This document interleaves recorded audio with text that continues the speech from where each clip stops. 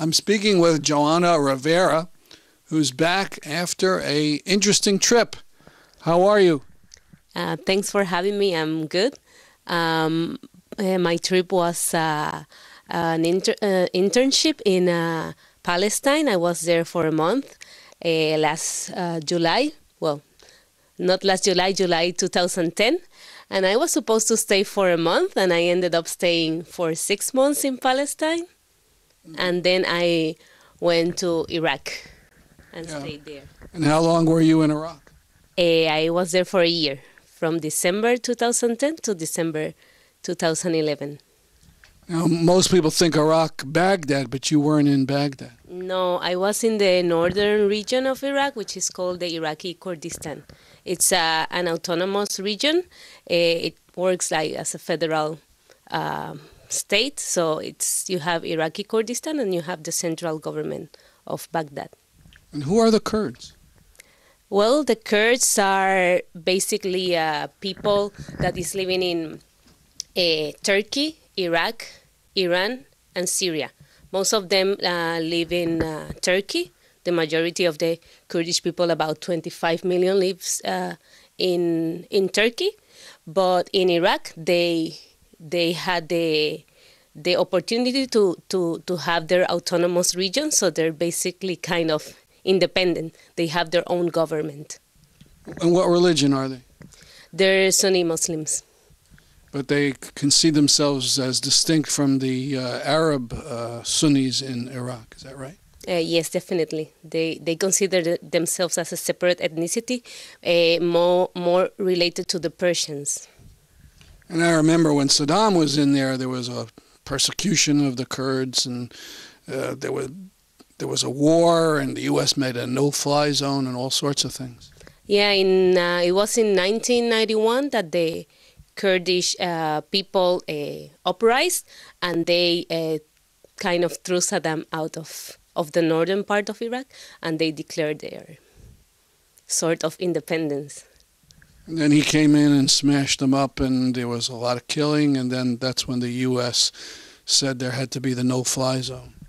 Yeah, a little bit before that, in 1988, there was the genocide of the Kurds in Halabja, very close to Iran, and there were millions of refugees. People fled to Iran, people fled. Well, also there was the uprising, but that was a little bit after. In 1991, people again left for Iran and Turkey, and the northern region was basically empty.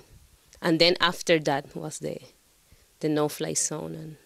And then it gets all complicated with Turkey, where the PKK had this fight with the Turkish government for decades, and then some of them come into Iraq and so on.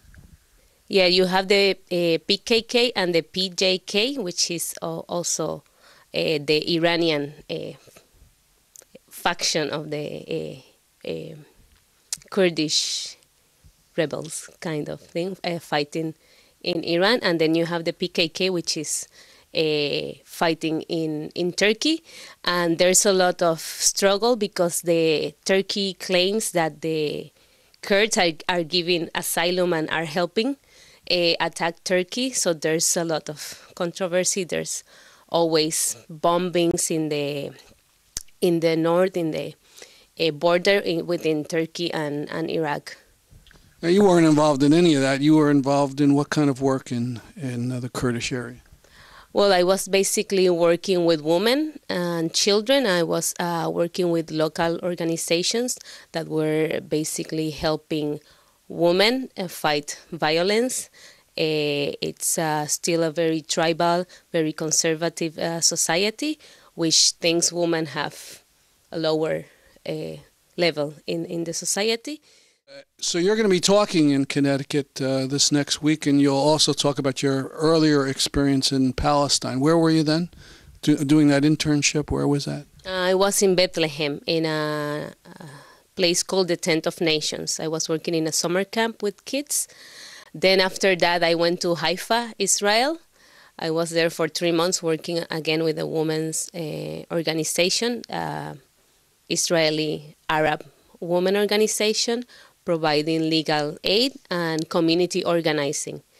And then I also participated with an organization called the Palestine Solidarity Project in Beit Omar. It's more going to the south of Bethlehem. And there's been a lot of arrests and violence in Beit Omar. Yes, the Israelis raid basically every day the village, and they've taken land from the village and they use it for the settlements, and they arrest people, especially children. So it's really bad there. Last year, now it's going to be a year that a young man was killed, Yusuf, by the settlers, and there has not been any justice in this case. Well, we'll be looking forward to hearing your talk on all these subjects. Thank you.